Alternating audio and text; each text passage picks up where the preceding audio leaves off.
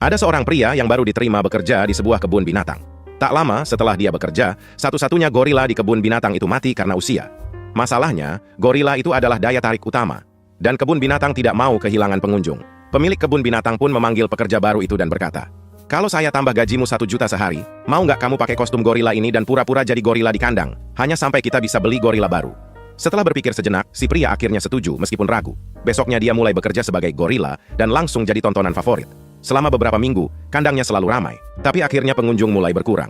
Pemilik kebun binatang berkata, "Kita perlu bikin orang tertarik lagi. Kalau berhasil, saya tambah 1 juta lagi buat kamu." Besoknya, dengan mengenakan kostum gorila, dia mendapatkan ide. Dia mulai memanjat kandang dan bergelantungan di atas kandang singa. Orang-orang yang menonton langsung panik, kagum, dan mereka tidak percaya dengan apa yang mereka lihat. Tiba-tiba, tali jaring yang dia pegang putus, dan dia terjatuh ke dalam kandang singa. Dia pun berteriak, "Tolong! Tolong!" Tiba-tiba singa itu melompat ke arahnya lalu berbisik, "Diam, nanti kita berdua dipecat."